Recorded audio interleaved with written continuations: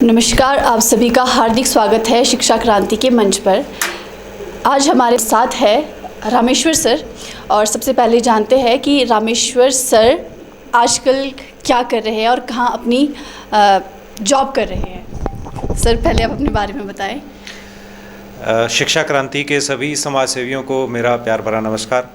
मेरा नाम रामेश्वर दत्त है और मैं इस संस्था शिक्षा क्रांति ग्लोबल एजुकेशन सेंसिटाइजेशन मिशन का सचिव पिछले 14 साल से संस्था के लिए कार्य कर रहा हूं और अपनी सेवाएं दे रहा हूं।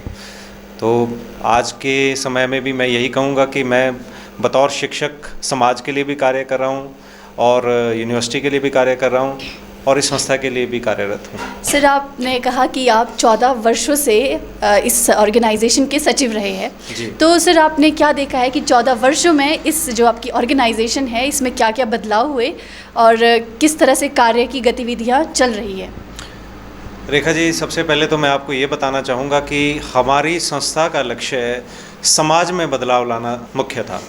तो हमने बतौर इसके कि हमारी संस्था में कितने बदलाव आए, हमारी संस्था में कितने चेंजेस आए, उसके अलावा हमने फोकस किया कि हमारी संस्था के जो माध्यम से इस समाज में कितना बदलाव आया। तो हाँ, अगर आप उस बदलाव की बात करती है तो बहुत से बदलाव मैंने देखे हैं, बहुत से चेंजेस मैंने नोटिस किए हैं, सोलन में भी और अन्य क्षेत्रों में भी, अन्य जगह पर भी मैंने ये चेंजेस बिल्कुल नोटिस किए हैं।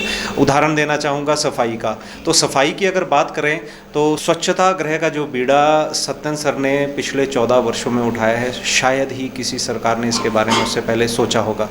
स्वच्छता बेसिक वैल्यू के हिसाब से जो देखा वो सत्यन सर ने स्वच्छता गृह के माध्यम से जो अपना मिशन जो इनका है उसके बतौर इन्होंने सबसे पहले देखा। और ये पिछले 14 सालों में बहुत फ़र्क आया है, बहुत चेंजेस आए हैं, बहुत बदलाव आए हैं, ये मैं निश्चित रूप से कह सकता हूँ। सर जैसे कि आपने कहा कि सत्यन सर सुचारू रूप से स्वच्छता के और जो कि सैनिटाइजेशन मिशन है वैल्यूज़ का निरंतर अभ्यासरत है और साथ ही साथ वह स्कूल्स, इंस्टीट्यूशंस, यूनिवर्सिटीज़ में भी जाते हैं और मतलब उन्होंने एक ही तरफ से दिन रात कार्य कर रहे हैं। तो आपने कहा अपनी इंट्रोडक्शन में कि आप सचिव है इस ऑर्गेनाइजेशन के और आप एक अध्यापक है और आप इस अध्यापन के कार्य में किस तरह से आप इस ऑर्गेनाइजेशन के लिए समय निकाल पाते हैं। ऑर्गेनाइजेशन के लिए समय निकालना तो एक मैं कहूँगा कि एक अलग बात है, लेकिन ऑर्गेनाइजेशन का मूल ध्येय है समाज में वैल्यू प्रमोशन करना, मूल्यों को फिर से सुचारू रूप से शिक्षा का भाग बनाना, शिक्षा का पाठ बनाना। तो मुझे लगता है कि शिक्षक का एक इससे अच्छा कोई और काम हो ही नहीं सकता।